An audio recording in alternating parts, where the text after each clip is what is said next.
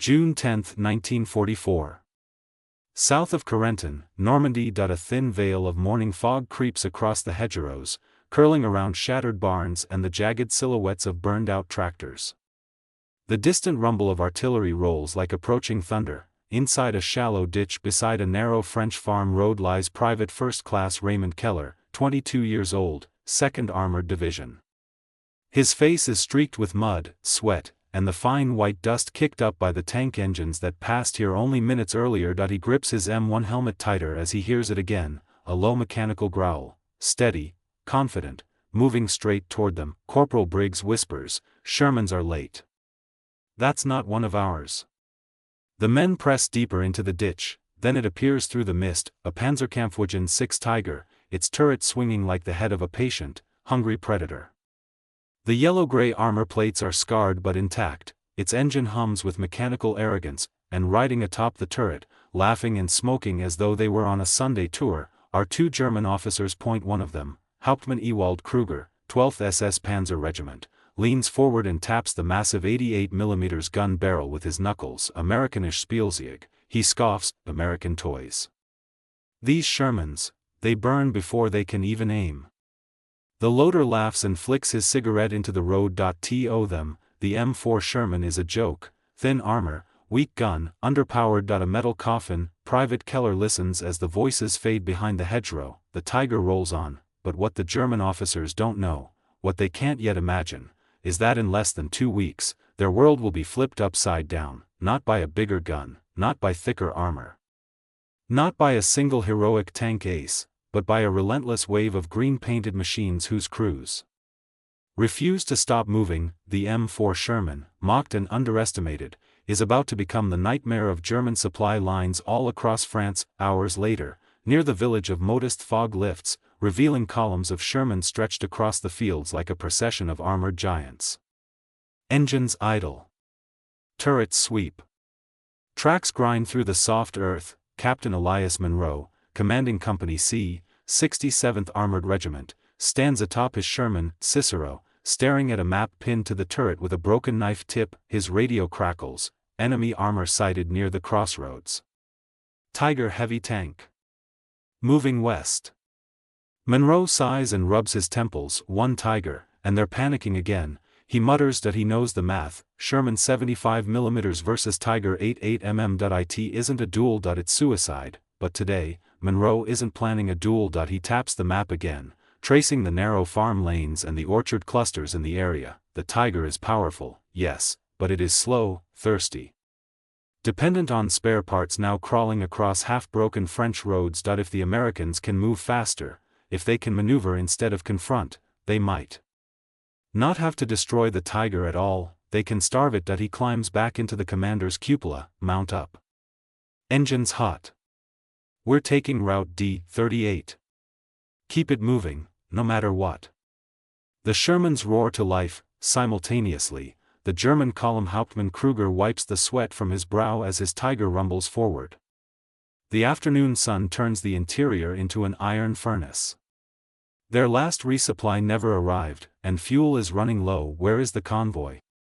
Kruger growls, delayed. His radio operator mutters, Americans infiltrated the road again. Kruger's jaw tightens. How? They have no armor in this sector.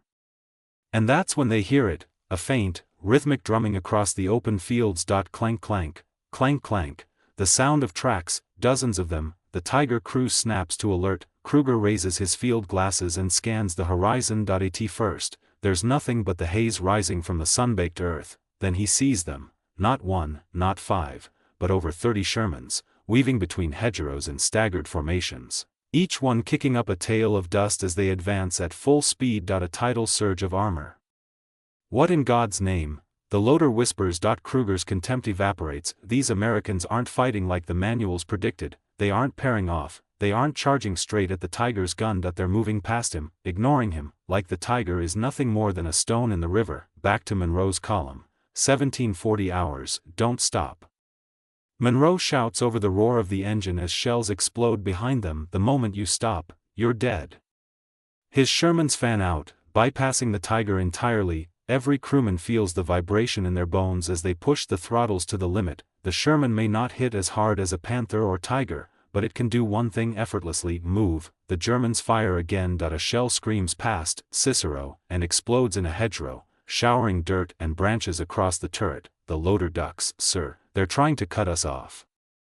"Then outrun them," Monroe snaps. The Sherman surge forward, engines howling, racing toward the narrow junction where the Germans keep their fuel trucks hidden among haystacks and barns. If they make it there first, the Tiger will be stranded, and a stranded Tiger is a dead Tiger. German supply convoy. Minutes later, Unteroffizier Dieter Lutz stands beside a camouflaged Opel Blitz truck, smoking nervously as he checks his watch. The fuel convoy has been delayed twice this week. Allied fighter bombers rule the skies, and American patrols keep cutting through rural roads that were supposed to be safe. He hears engines approaching, heavy ones. Lutz stubs out his cigarette. Finally, he mutters, expecting to see German tanks. Instead, he sees green shapes bursting out of the hedgerow like charging bulls. Shermans, dozens of them. Alarm. "Amerikaner! Amerikaner!" he screams, but it's already too late. The first Sherman smashes through a wooden fence, crushing it under its tracks. Machine guns open up, fuel barrels ignite, the entire convoy becomes a pillar of black smoke. Lutz dives into a ditch as burning trucks explode one after another. In the distance, he can hear the Tiger's 88 firing, but it's getting weaker, farther away, and then silence. Kruger's Tiger, 1810 hours. The Tiger crawls to a halt in the middle of the road. The fuel gauge has dropped to nothing. Inside, the crew sits in stunned silence. Kruger slams his fist against the turret wall. 1 battalion of American toys, he spits, and they annihilate the entire convoy. His driver exhales slowly. "They didn't fight the Tiger, sir. They went around it." Kruger stares out through the narrow slit of his cupola. In the distance, the horizon glows orange from the burning fuel trucks. A column of black smoke rises into the sky, visible for miles. The Americans weren't trying to destroy his Tiger, they were trying to destroy everything the Tiger needed to survive. Nightfall, American Lines Captain Monroe sits on the turret, watching the flames in the distance. The night air smells of smoke, oil, and scorched earth. His gunner climbs up beside him. "You think that Tiger's still out there?" he asks. Monroe nods slowly. "Oh, it's out there. But now it's running on fumes." He looks over his shoulder at the endless rows of Shermans parked in the fields behind him, being refueled, repaired, resupplied by an industrial giant an ocean away. "Tomorrow," Monroe says, "we keep moving." He knows the truth: the Sherman doesn't need to win every duel. It only needs to keep rolling forward, and tonight, across the French countryside, hundreds more are doing exactly that. June 11, 1944. Outskirts of Perriers, Normandy. A gray dawn creeps over the fields, revealing miles of crushed wheat and muddy tank tracks carved into the landscape like open wounds. The air is heavy with the sour smell of burned fuel trucks, yesterday's victory still drifting as a dark smudge across the horizon. Captain Elias Monroe stands beside his Sherman, Cicero, sipping bitter coffee from a dented canteen cup. He hasn't slept, but his eyes are sharp, alert. The Germans are wounded, but not beaten. Not yet. A jeep bumps along the dirt road, brakes squealing as it stops. Lieutenant Harold Kincaid, Monroe's liaison to Division HQ, steps out waving a map. "Intel from the French resistance came through," Kincaid says, pointing to the penciled circles. "The Germans are pulling everything they can toward St. Lo. They're trying to stabilize the front." Monroe scratches his chin. "And their fuel?" Kincaid lowers his voice. "Thin. Very thin. Last night's strike crippled their western supply route. If we keep severing these arteries, their armor won't be moving at all." Monroe looks out over the fields where crews are loading ammunition into the Shermans, mechanics crawling over engines like surgeons. The Tiger they bypassed yesterday is still out there somewhere, angry, isolated, and starving. "Then we don't give them time to breathe," Monroe says. "Tell the men to saddle up. We're taking the Lyson River crossings." German Panzer Command Post, near St. Lo. A dim barn-turn headquarters hums with frustration. Colonel Wilhelm Hartmann, commander of the 2nd Panzer Division's armored group, stares at a map covered in red arrows. American pressure is increasing everywhere at once. An aide rushes in, saluting sharply. Herr Oberst, message from Hauptmann Kruger. His Tiger is immobilized. Out of fuel. Hartmann closes his eyes, massaging the bridge of his nose. He had fuel yesterday. Yes, sir, but, the aide hesitates, the convoy was destroyed. The word hangs like a curse. Hartmann slams his fist onto the table. How many Shermans? More than 30, sir. They moved fast. Too fast. Hartmann's lip curls. Shermans. Always Shermans. Like pests. He walks to the barn doorway and looks outside. In the yard, mechanics struggle to keep two battered Panthers running.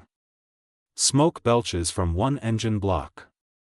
The supply trucks that should be here by now are not. That he speaks quietly, almost to himself, superior tanks, with no fuel. What good are they? His aide shifts nervously. Orders, sir. Hartmann's eyes harden. We hold the river lines. The Americans must not reach St. Lo. If they get behind us, it's over. Across the Lyson River, 9:15 hours. Monroe's column thunders toward the crossing, a cluster of stone bridges flanked by tall poplars. Birds scatter from the treetops as the Shermans approach, engines roaring like a tidal wave of steel. Inside, Cicero, the crew loads armor-piercing rounds into the ready rack. Gunner Sam Delaney adjusts his sights. You think we'll see Panthers today? He asks, half grinning. Monroe shakes his head. Doesn't matter. Just keep moving. Over the radio, all tanks, watch the tree leans. Enemy anti-tank guns reported. As if summoned by the words, a muzzle flash erupts from the left side of the road. The crack of a German Pak-40 echoes a heartbeat later. Clang. The armor-piercing shell slams into the right flank of the lead Sherman and ricochets off, spark spraying across the road. Pack gun at 2 o'clock. Delaney shouts. Monroe doesn't hesitate. Traverse right. He loaded. Send it. The gunner swings the turret. The roar of the 75mm cannon shakes the hull as an explosive shell detonates in the hedgerow, sending the German crew scrambling. Hit. They're running. The loader cheers. Monroe leans out of the cupola, shouting to the rest of the column, don't stop. Over the bridge, now. The Shermans surge forward, engines howling, ignoring the scattered German fire. German rear line, a bridge too slow. Unteroffizier Lutz, the same supply man who survived the convoy attack, stands among a group of retreating infantry near the river. He watches in disbelief as American tanks pour across the bridge one after another, kicking up clouds of dust with terrifying speed. A sergeant beside him mutters, they just keep coming. Lutz nods numbly. These machines aren't behaving like the weak Shermans he was briefed about. This is not the duel of equals imagined in training manuals. This is a flood, relentless, unstoppable, overwhelming. Behind them, a German staff officer screams orders, blow the bridge. Schnell. Engineers rush forward with charges, but it's too late. The next wave of Shermans is already across, within the German pocket. Afternoon. Hauptmann Kruger finally receives a tow vehicle, a half-track struggling to pull the massive Tiger along the narrow road. The humiliation burns him more than the failure. As they crawl toward the division rear, Kruger hears distant artillery and the unmistakable grind of dozens of tank tracks. That he climbs out of the Tiger and looks east. Dust, smoke, movement, American armor, moving fast. Herr Hauptmann, the driver calls. What do we do? Kruger swallows hard. They can no longer maneuver, they cannot retreat, their fuel is gone, resupply is impossible. This is not a tank battle anymore, Kruger says, his voice trembles with dawning horror. This is encirclement. Evening, Monroe's temporary command post. The sun bleeds orange across the French countryside, casting long shadows over abandoned German equipment. Tanks, half-tracks, field guns, left in place, many intact, most simply out of fuel. Sherman crews move among them, stunned by how much the Germans were forced to abandon in a single day. Gunner Sam Delaney climbs onto a deserted Panther and taps the turret. This thing's a beast, he says. Why'd they leave it? Monroe joins him, looking over the captured machine. Because it can't move, Monroe replies, and a tank that can't move is already dead. He gazes at the long line of Shermans idling behind him, refueled, rearmed, ready for tomorrow. Remember this, he tells Delaney. They laughed at the Sherman, but the Sherman doesn't fight alone. It fights with a supply line 2,000 miles long. He looks toward the distant glow of St. Lo, and tomorrow, Monroe says quietly, we take the next road, and the next bridge, until there's nowhere left for them to run. June 12, 1944. East of St. Froment, Normandy, the morning fog hangs heavy along the Vire River, thick enough to swallow sound and shape. It rolls across shattered orchards, pools inside smoking craters, and clings to the husks of abandoned German trucks. Somewhere in the distance, a lone machine gun coughs twice, then falls silent. Inside his Sherman, Cicero, Captain Elias Monroe wipes the condensation from his periscope. Visibility's trash, he mutters, but in his gut, he knows this weather is a gift. Fog hides movement. Fog hides numbers. Fog hides an armored column creeping toward the enemy's crumbling flank. Over the radio, Lieutenant Kincaid's voice breaks through, be advised, 2nd Panzer is attempting a counterattack to reopen their supply corridor. If they fail, their entire wing near St. Lo gets trapped. Monroe adjusts his helmet, then we make sure they fail. He gives the command, driver, forward. Keep it slow. Eyes sharp. The Sherman eases ahead, treads cutting through the wet soil. Behind him, 63 Shermans follow in staggered columns, some M4A1s, some M4A3s, a few Fireflies with long 17-pounders jutting like spears into the fog. Their engines hum like a distant storm. Today's objective is simple and brutal: drive deep into German territory, carve through their logistics, and sever their last functioning highway to St. Lo. If they succeed, the German defensive line will collapse like a lung losing air. German rear guard, 8:20 hours. Hauptmann Kruger limps across a muddy farmyard, leaning heavily on his map case. His Tiger, his pride, sits half-hidden beneath a sagging barn roof where crews desperately siphon fuel from trucks and motorcycles into its massive tanks. Kruger's executive officer approaches with grim news. Our liaison to division command reports enemy armor moving in the fog. How many? Kruger asks. Too many to count. Kruger lowers himself onto an ammo crate, exhaustion etched into every line on his face. The myth of German invincibility, of steel monsters smashing Allied lines, has been shattered over the last 48 hours, not by superior firepower, not by overwhelming airstrikes, but by speed. By persistence. By sheer volume. He thinks back to the day before, when he mocked the Sherman. A toy, he'd called it. But toys don't carve through roads at 30 miles per hour, toys don't starve a Tiger battalion of fuel, toys don't rip apart entire logistics corridors with surgical fury. The truth claws at him. The Americans are using their tanks the way the Germans once dreamed of using theirs. He pushes himself back to his feet. Get the Tiger running, he snaps. It's time we break this damned wave. The fog lifts. 10:02 hours. The first shell whips past Cicero and slams into a hedgerow, showering the Sherman with chunks of dirt. Contact. Front left. The gunner shouts. Monroe ducks into the cupola as the fog thins just enough to reveal dark shapes moving through the tree line ahead. Panthers. 3 of them, traverse left. Monroe orders, fire when ready. The Sherman shakes as the 75mm barks. The shell hits the nearest Panther's frontal armor and bounces off like a pebble. They're too thick. The loader yells. Monroe doesn't argue. He swings open the radio. All platoons, Fireflies forward. Now. 2 Fireflies surge ahead, their long barrels cutting through the mist like lances. Their 17-pounder guns boom. 1 Panther's turret cracks open. Another erupts in a column of flame. The 3rd Panther backs up, desperately trying to reposition, but too slow. A Firefly fires again. The 3rd Panther's engine block explodes in a shower of sparks. The crew in Cicero cheers, adrenaline surging. But Monroe isn't celebrating. He knows Panthers don't travel alone. If there are 3 here, there are more ahead. Keep moving, he orders. Don't give them time to regroup. The Shermans push deeper into the fog. German field headquarters. Noon. Colonel Hartmann slams his fist into the map table. They've broken our left corridor.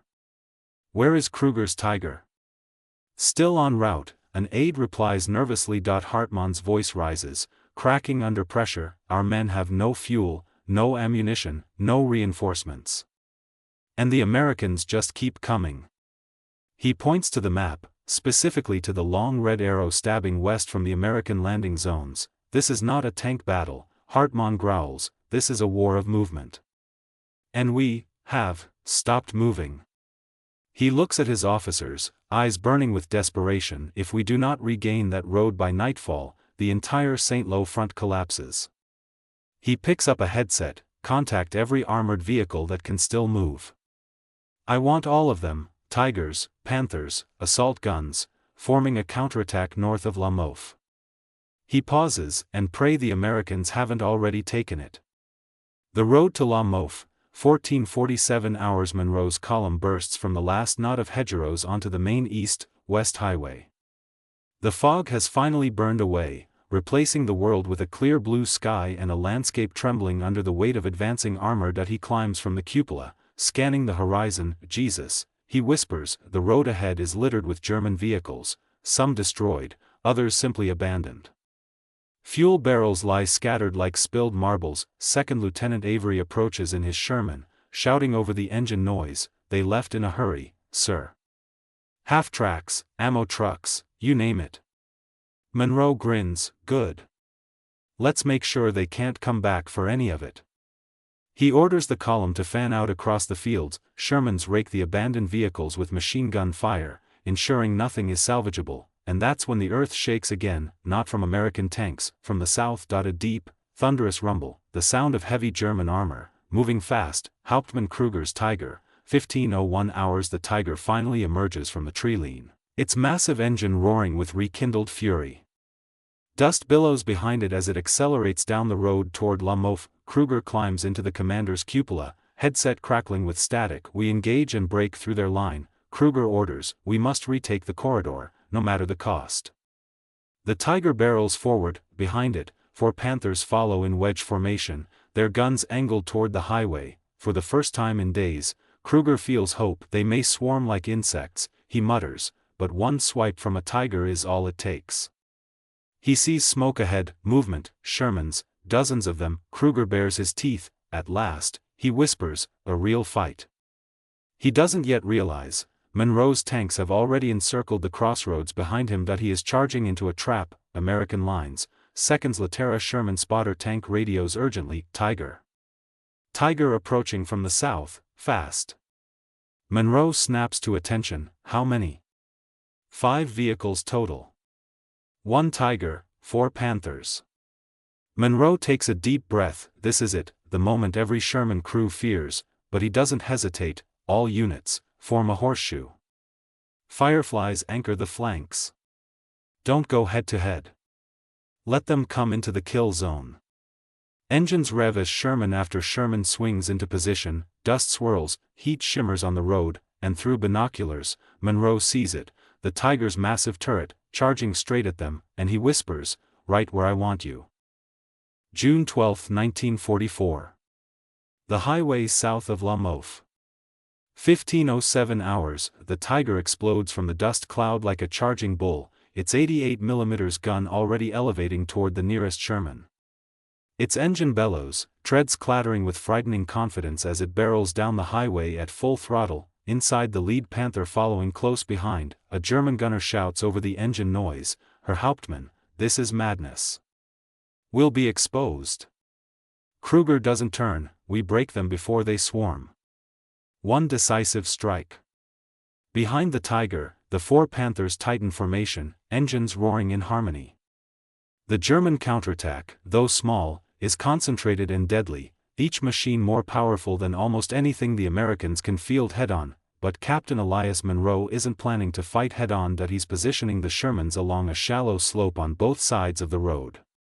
Hulls down, guns angled, Fireflies tucked behind concealment with their deadly long-barreled 17-pounders waiting like coiled snakes. A trap built not with heavier armor, but with position, teamwork, and timing. Monroe lowers his binoculars, they're coming in fast. Hold fire until they enter the canal. The tank crews know what that means. The canal is the narrow kill zone between 2 hedgerows, where the Germans will be boxed in with no room to maneuver. The air thickens with tension, sweat drips down faces inside the cramped Sherman hulls. One gunner whispers a prayer under his breath. The Tiger closes the distance. 200 meters. Monroe raises his hand, steady, German perspective. Inside Kruger's Tiger, the gunner grips the elevation wheel, lining up a Sherman on the ridge, his finger curls around the trigger, but something feels wrong. Why aren't the Americans firing? Kruger notices it too. They're waiting, he mutters, but for what? His answer comes too late. The Tiger crosses the hedgerow gap, and suddenly artillery smoke bursts ahead of it, thrown by American mortars from a concealed team. A white curtain blinds the Tiger for 2 seconds, 2 seconds that will decide everything. The ambush springs shut. Monroe's voice cuts through the radio. Fire. The ridgeline erupts. A Firefly's 17-pounder hammers the Tiger's frontal turret plate. The shell gouges deep, not a kill, but a crippling shock. A second Firefly fires from the right flank. This shell punches into the Tiger's lower glacis, shattering internal braces. The massive machine lurches sideways, tracks grinding. The Shermans open up with rapid-fire 75mm rounds, not aiming for penetration, aiming to blind. Dust, sparks, and fragments erupt across the Tiger's vision blocks. Inside the Tiger, the loader screams, "Commander! Optics damaged! I can't see!" Kruger shouts, "Rotate turret left. Fire blind if you must." But the Tiger's turret motor groans, sluggish. The damage is already taking its toll. The Panthers attempt to save the Tiger. The German Panther crews slam their throttles forward, trying to break the ambush. The first Panther swerves off the road, aiming for the hedgerow, but a Sherman on Monroe's left flank fires a perfect shot into its side. The Panther bursts into flames, its ammunition cooking off in a violent fireball. The second Panther tries to outflank right, and drives straight into a hidden American mine line. The explosion tears away its track, sending the tank spinning sideways in a cloud of smoke. Inside Cicero, Monroe watches as the battlefield turns into a chaotic storm of fire and movement. "Keep them boxed in," he shouts, "no gaps, don't let them maneuver." His Shermans respond instantly, adjusting positions like practice dancers. They sweep the road with machine gun fire, forcing German crews to keep their heads down, and the final stroke comes from a Firefly on the far ridge. Its gunner breathes slowly, exhaling through clenched teeth. Target.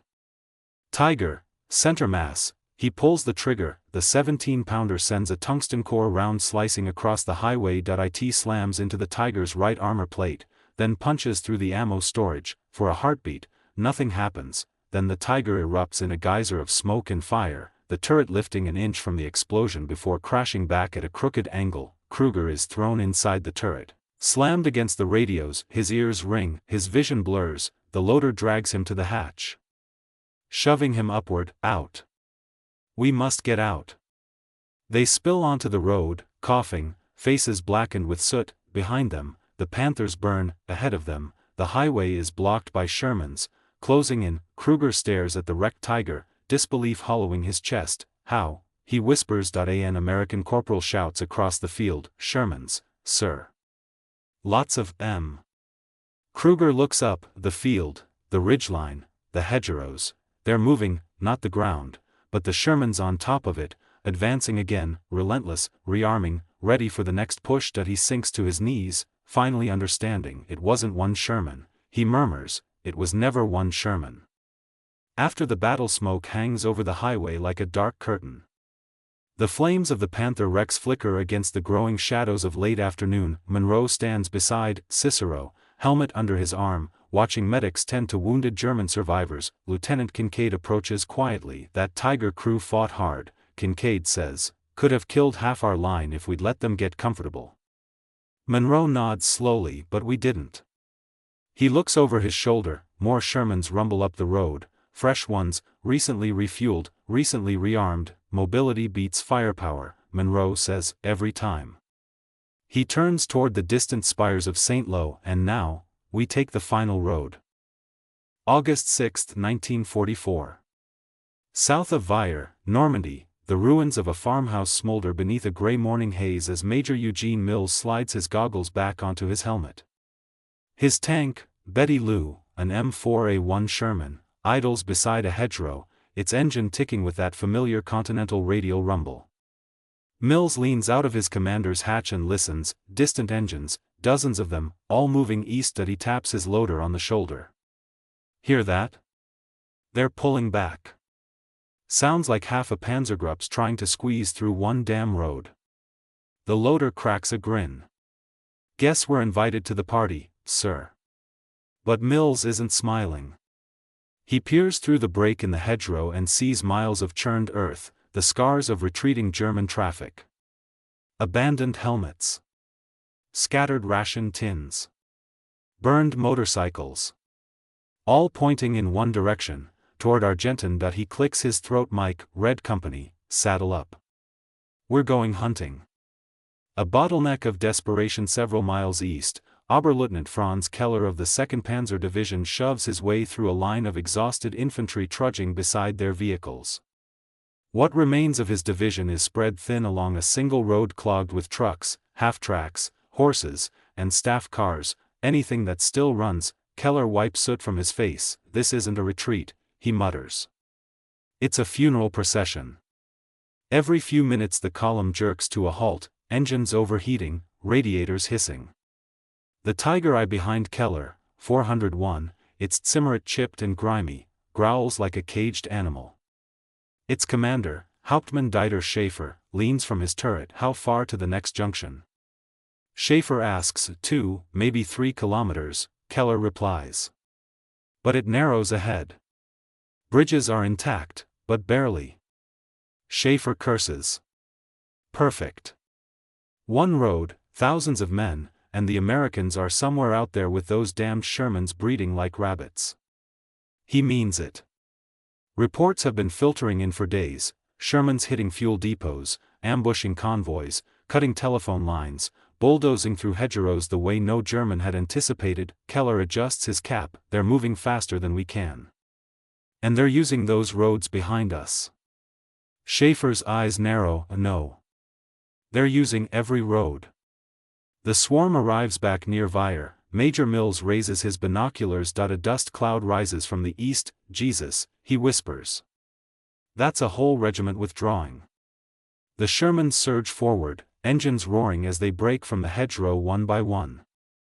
It's not elegant, nothing in Normandy's bocage ever is, but it's fast.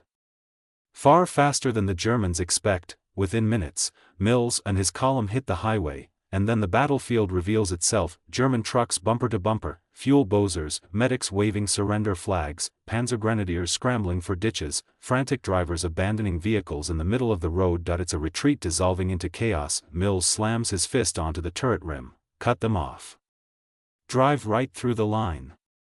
His driver doesn't question. The Sherman lunges forward, American tracks crush through supply crates, splintering wooden wagons and scattering ammunition across the asphalt.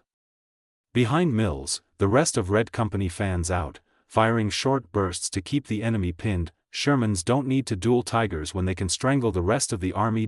Keller's realization further down the column. Oberleutnant Keller hears the gunfire first, short, controlled bursts of .30 caliber.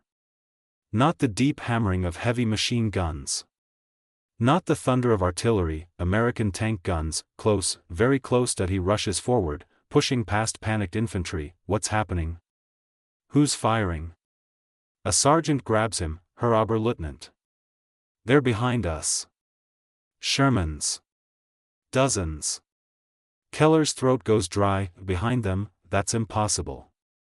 The Americans were supposed to be pinned near the Vire River. He climbs atop a stalled Opel Blitz truck and scans the horizon. Smoke rises from the west.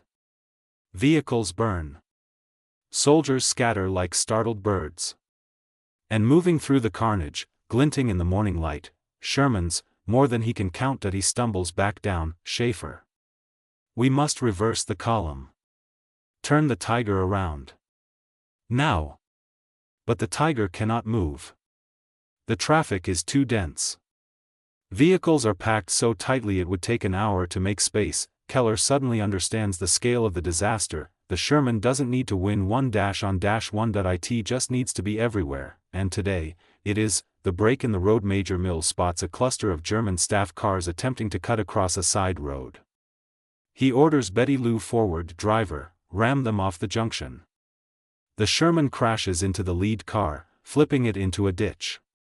German officers scramble out as the Americans fire above their heads, forcing them to surrender. Another section of the road is sealed. 2 more Shermans pull alongside Mills. Sir. We've got Krauts trying to set up an 88 ahead. Mills spits over the side of the turret, not today. He waves his arm, all tanks, on me. Flank left and keep moving. Don't let them breathe. The Shermans accelerate, engines howling as they push deeper into the column. The Tiger tries to save the line. Hauptmann Schaefer inside Tiger 401 slams his fist against the turret ring, all guns forward. Clear the road. But the traffic doesn't budge. Drivers panic. Some abandon their vehicles altogether. The Tiger's 88mm gun points uselessly at the sky. It cannot depress far enough to fire over the trucks jammed in front of it. Schaefer roars into the radio, units to the rear. Engage the Americans.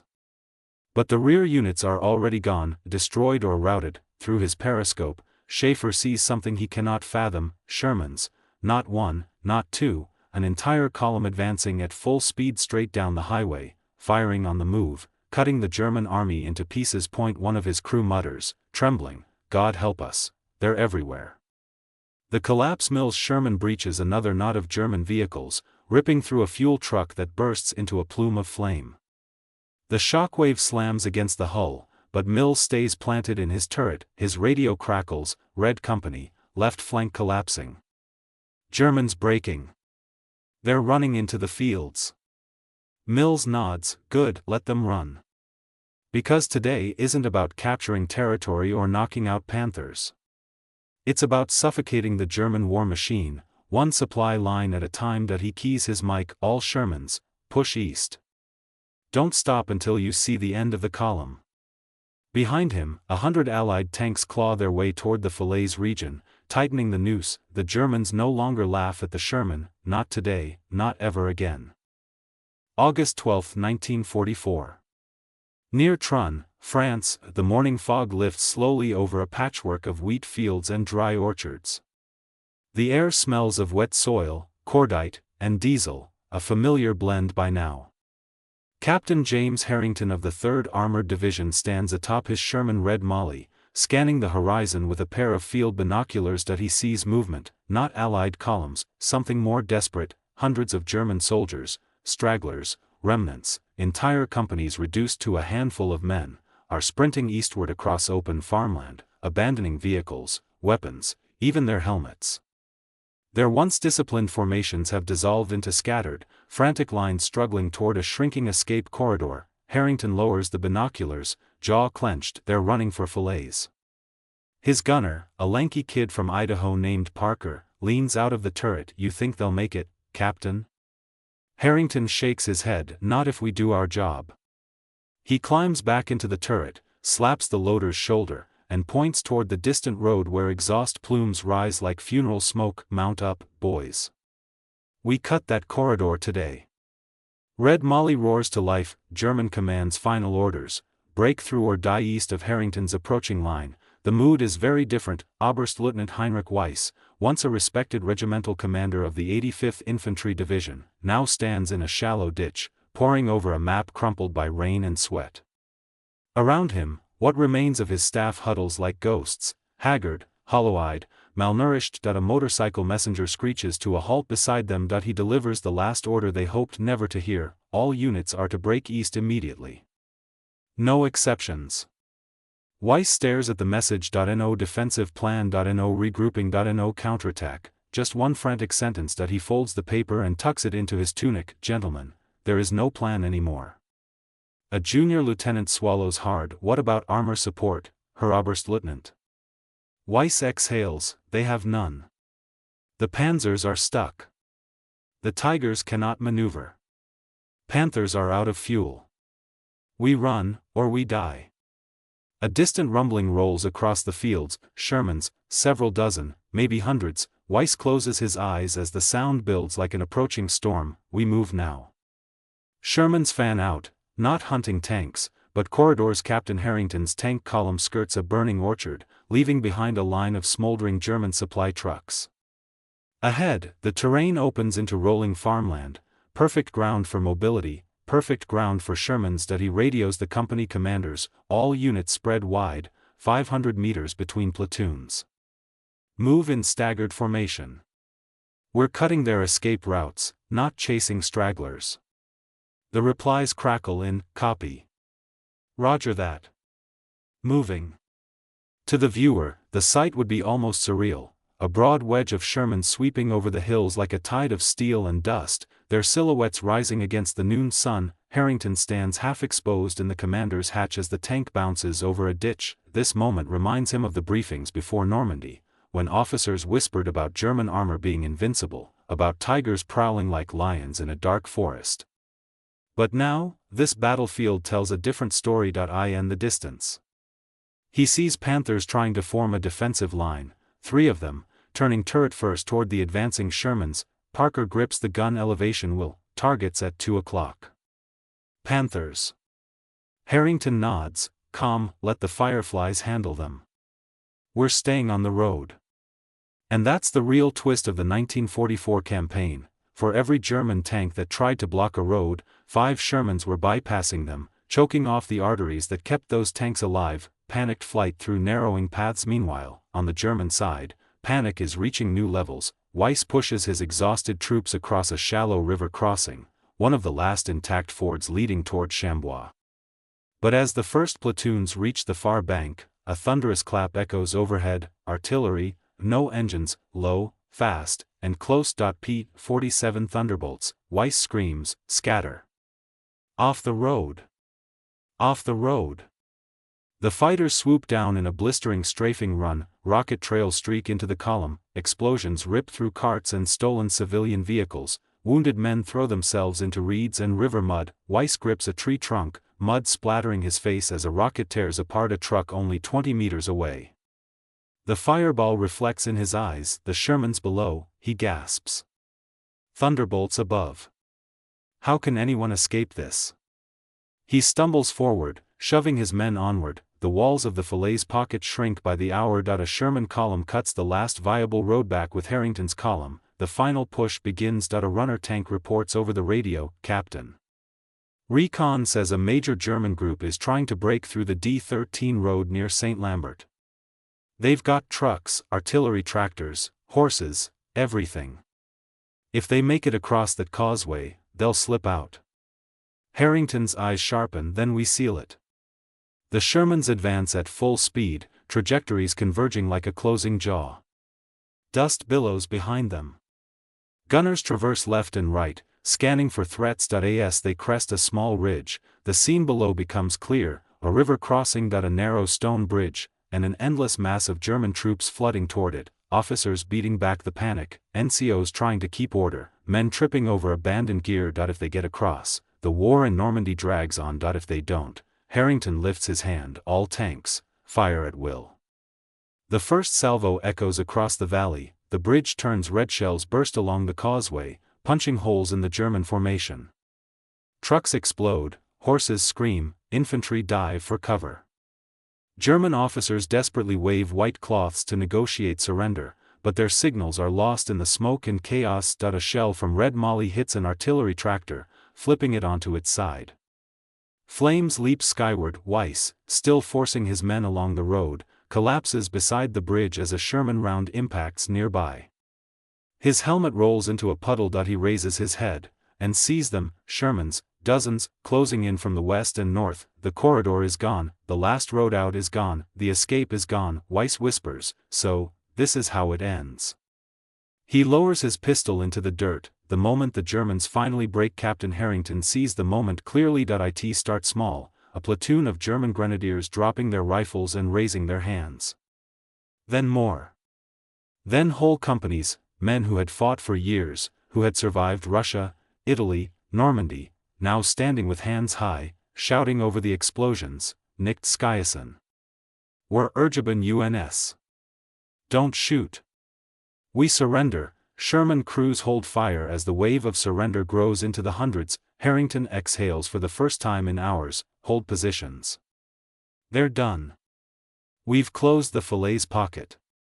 The Allied encirclement is complete. The German 7th Army is shattered. The road east, their lifeline, is now an American-controlled graveyard of steel, ash, and broken ambition. And the Shermans, they stand silent on the ridgelines, engines warm, barrels smoking. the work of the morning still drifting across the valley in rising plumes. Shermans weren't the strongest, weren't the thickest, weren't the most feared. But they were the ones that arrived, in numbers, exactly where the war needed them. August 13, 1944. The southern rim of the Falaise Pocket, overlooking the Dives River Valley. A pale sun struggles through smoke and dust as Lieutenant Samuel Ortiz steps down from his Sherman, boots sinking into the soft, ash-darkened earth. He pulls off his headset, letting the crackling radio fade into the background while he takes in the sight before him. He had heard rumors, stories spreading across the 3rd Armored Division about the destruction inside the pocket. But nothing prepared him for this. The valley below is a wasteland of twisted armor and crushed humanity. Burned-out half-tracks lie like skeletons along the road, dead horses stiffen where they fell, still strapped to shattered wagons, Panzer turrets sit yards away from their hulls, torn off by direct hits, lifeless Luftwaffe ground crews, artillery teams, engineers, cooks, an entire support army lie scattered along the road they died defending. Ortiz whispers to himself, God, this is where the 7th Army ended. His driver climbs up beside him, silent for once. Sir, they said some Germans tried to cross last night. On foot. In the dark. Ortiz nods slowly. Not many made it. A breeze stirs, carrying with it the metallic stench of burned gasoline and cordite, a smell the men will remember long after they've returned home. Ortiz steps toward the edge of the ridge, scanning the devastation. Somewhere down there, perhaps buried beneath the wrecks, are the broken survivors of Tiger crews, Panzer Grenadiers, and officers who once boasted about their armored superiority. Now they lie inside a giant open-air tomb. German High Command watches the collapse unfold 15 miles east. In a commandeered schoolhouse near Vimoutiers, General Paul Hauser grips the edge of a wooden table until his knuckles turn white. A liaison officer finishes his report, voice trembling, Sir, the pocket is closing. Our forces at Chambois were driven back. The Canadians have linked with the Poles. There is no passage remaining.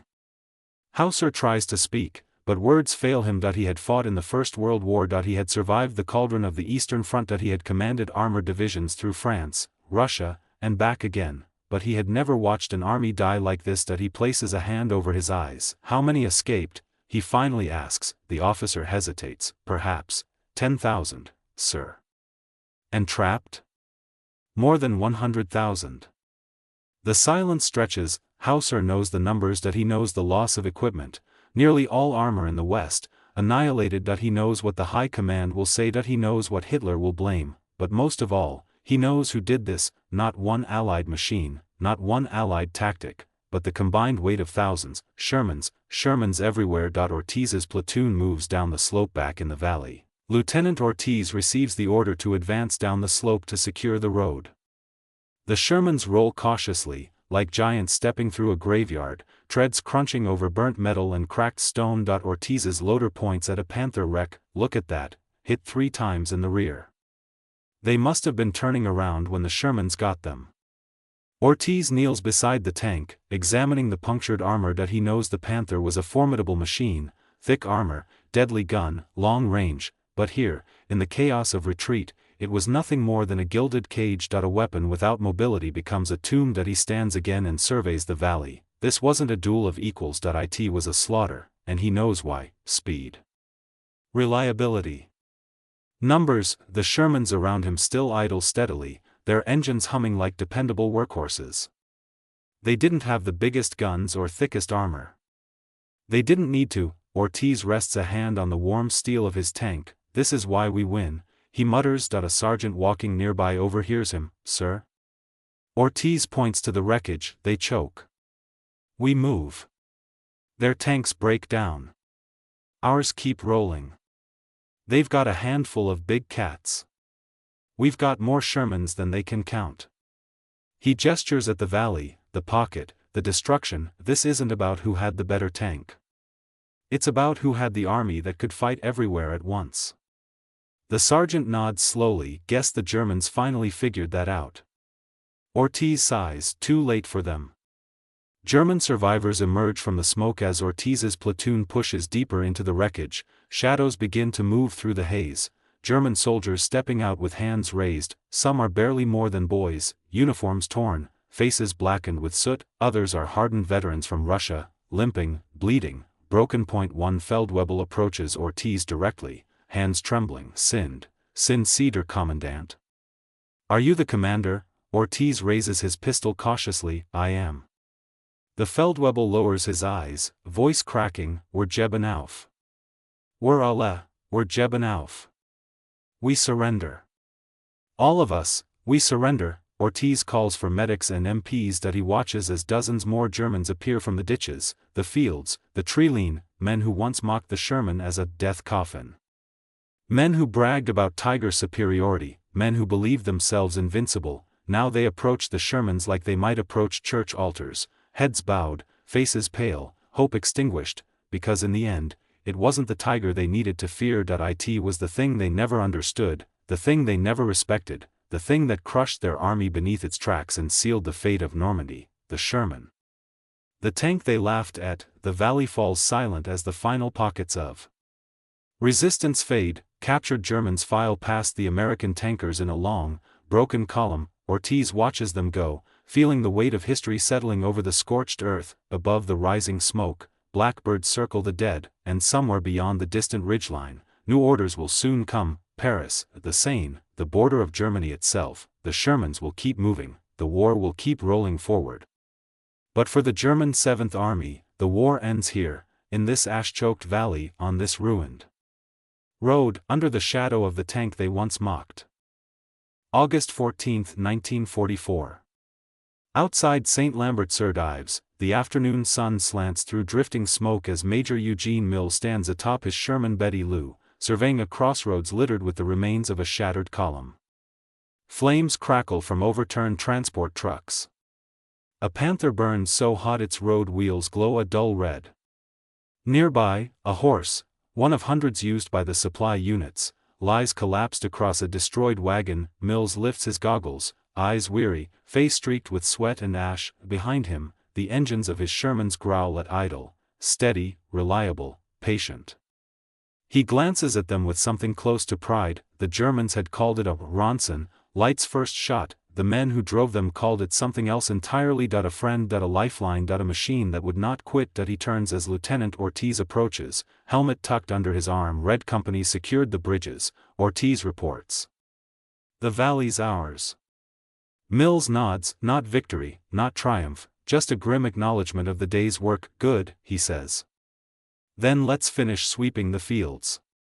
The fields of shattered steel. The American tankers disperse through the surrounding farmland, checking each wreck, inspecting for survivors, clearing dangerous pockets of fuel and ammunition. Sherman tracks crush stalks of wheat browned by fire. Crewmen fan out behind them, rifles slung low, boots crunching over shattered glass and shell casings. Every few yards, they find another German vehicle. A Panzer IV stranded with tracks blown off. An 88mm flak gun twisted like melted wire. A staff car riddled with machine gun fire, windshield gone, map still pinned to the back seat. Private Donnelly, walking beside Ortiz, stops suddenly. Sir, over here. Half hidden beneath a mound of dirt lies the shattered remains of a Tiger I. Its turret sits at an awkward angle, blown open by internal detonation. The barrel points into the soil as if bowing in defeat. Ortiz climbs onto the hull, running a hand over the thick armor. Think this one tried to turn around, Donnelly says quietly. Ortiz nods, and that's what killed it. Too cramped. Too slow. Too many Shermans closing in. Donnelly shakes his head as he circles the tank. They used to scare the hell out of us, sir. Tigers. Panthers. Big cats. Ortiz steps down, eyes fixed on the wreck. They still scare me, he admits. Difference is, today, they couldn't move. And we could. German prisoners marched the road of defeat. By late afternoon, the MPs have corralled more than 1,000 German prisoners, officers, infantrymen, medics, radio operators, cooks, even clerks who were dragged into the retreat. They assemble in a long line stretching down the road, guarded by weary American riflemen. some Germans limp on makeshift crutches, some clutch bandaged arms, some simply stare blankly into the distance. Their faces show every shade of shock and resignation that in just 2 weeks, they have gone from defending Normandy to losing an entire army. Mills walks along the column, passing men who look too exhausted even to raise their eyes. A captured Feldgendarmerie officer mutters in accented English as Mills goes by, so many Shermans, everywhere I turned, Shermans. They do not stop. Mills pauses, meeting the officer's hollow gaze. No, he replies softly. We don't. He moves on. The road to Paris opens as dusk settles over the valley. Tanks from the 3rd Armored, 2nd Armored, and British XXX Corps link up along the ridgelines, headlights cutting through the drifting haze. A message crackles through the radios. The pocket is closed. Paris is the next objective. Mills listens, leaning against his turret. He exhales deeply. Not relief. There is no relief in a valley of ashes, but purpose, direction. He turns to his crew. Get some rest. We move at first light. His driver groans. We're chasing the Germans again already? Mills smiles tiredly. That's the point, son. Now they're the ones running. Inside the German mind, the moment everything breaks across the battlefield, hidden in the fields where small pockets of Germans still try to evade capture, the emotional collapse is total. Unteroffizier Klaus Marr, a veteran who had survived Kursk, clutches his rifle as he kneels behind a hedgerow with 2 other soldiers. They haven't slept in 48 hours. They haven't eaten in 24. He can hear the Shermans rumbling in the distance. Their sound feels inescapable. One of the younger soldiers whispers, Klaus, maybe we should try to slip through tonight. Into the forest. Marr shakes his head. No. They're everywhere. Everywhere. Those tanks, they don't stop. They don't break. They're around every corner. The wind carries the distant thunder of dozens more American engines. The younger soldier begins to cry. Marr grips his shoulder. Quiet. Quiet now. But he feels the same dread growing in his own chest. On the Eastern Front, they feared T-34s. In Italy, they feared artillery. In Normandy, they feared the sky. But here, in this valley, they fear the Sherman, not because it is invincible, not because it is superior, but because it is relentless. The Shermans rest. 15 hours of thunder ahead. Night falls over the ruined pocket. Campfires flicker along the ridgeline where American tankers sit in small groups, eating cold rations, cleaning their guns, or simply staring into the embers. Ortiz leans back against the side of Red Molly, rubbing oil from his hands. You think the Krauts are done for good? His driver asks. Ortiz considers the question. No, he says. But their back is broken. After today, they'll never recover. Not really. He gazes into the dark valley where the twisted remains of the German 7th Army lie scattered. Tomorrow, Ortiz continues, we push for Paris. And after that? The border. The Siegfried Line. Their homeland. The driver whistles. Long way to go, sir. Ortiz nods. Yeah.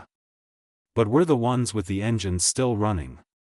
The Shermans sit in a long line across the hills, silhouettes against the stars, barrels pointed east, engines cooling from a day of unrelenting advance. In the distance, the faint rumble of retreating German vehicles echoes like ghosts, but they are not strong enough, not fast enough, not many enough, and the Shermans, the tanks the Germans laughed at, will be rolling again by sunrise.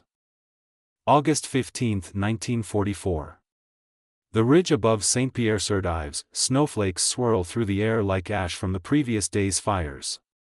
Lieutenant Samuel Ortiz leans out of the Sherman Red Molly, scanning the horizon where 2 Panthers crouch behind a hedge, long barrels aimed like the jaws of a trap. His hands tighten on the hatch rim as he watches the German crews make their final preparations. Private Donnelly, frozen from the cold and tension alike, whispers, they're going to hit us, sir. All at once. Ortiz nods without taking his eyes off the targets. Then we make sure it's the last time they try. The first Panther fires. The round screams through the air, punching a shallow crater just ahead of Red Molly. Snow and dirt cascade over the tracks. The gunner spins the Sherman's turret, follows the arc, and lets the 75mm round fly. Impact, Metal screams as the Panther's side hull erupts in a spray of debris. Smoke rolls into the sky, another Sherman joins in, 2 more rounds, each hitting with pinpoint accuracy. The second Panther hesitates, turret whirring, gun elevating, tracking targets that refuse to stop moving. Then a second round tears through the glassy. Crew screams echo from the hatch, muffled by steel and smoke. The tank lurches and stalls, treads spinning uselessly in the churned mud. A counterattack foiled behind the Panther line, German infantry attempts to advance along the frozen fields. Mortar fire cracks overhead, but the Sherman's .50 caliber machine guns sweep the open ground. Frosty wind carries the staccato rattle as waves of German soldiers dive for cover in ditches and shallow folds of earth. The Americans don't fire to kill everyone, just enough to keep the enemy pinned, scattered, and unable to organize. Ortiz leans low, eyes scanning the tree line. They're trying to flank left, he mutters. Tell the boys to shift, now. The Shermans pivot, engines growling in unison. Tracks carve arcs in snow and mud. Machine guns roar, shells snap, and German units are forced back, their advance broken before it even begins. The human element of mechanized war inside Red Molly. Sergeant Parker glances at Ortiz. Sir, it's almost beautiful. In a terrible way. Ortiz smirks briefly. War isn't meant to be beautiful, Parker. But we've got a rhythm now, man and machine. That's how we survive. Outside, the valley echoes with smoke, steel, and shouts. Panthers burn, trucks explode, infantry surrenders in small pockets. The Germans had mocked the Shermans, called them paper tanks. But today, paper cuts steel. A moment to breathe after 2 hours of relentless maneuvering and firing. The ridge falls silent again. The snow settles, mingling with the smoke from destroyed vehicles. Ortiz climbs fully onto the turret, hands on his knees. He surveys the valley below. Scores of Germans are now prisoners, herded into lines under the watchful eyes of American infantry. The wreckage of tanks, trucks, and artillery litter the frozen landscape, the tangible evidence of what relentless mobility and numbers can do against superior individual firepower. Private Donnelly exhales deeply. Sir, they really underestimated us. Ortiz shakes his head slowly. They didn't underestimate the Sherman, he says. They underestimated us, the crews, the coordination, the persistence. One tank isn't enough, but an army of them, unstoppable. The Sherman becomes a legend by evening. The last Panther is neutralized. The valley is secured. The road to Falaise, once clogged with retreating German columns, now belongs entirely to the Allies. Fire smolders on every side, painting the snow in shades of orange and black. Silence spreads over the battlefield, broken only by the ticking engines of Sherman's cooling after hours of unrelenting combat. Ortiz steps down, dust and snow coating his uniform. He runs a hand over the barrel of Red Molly. This is why they'll tell stories about these tanks, he mutters. Not for the big guns, not for the armor.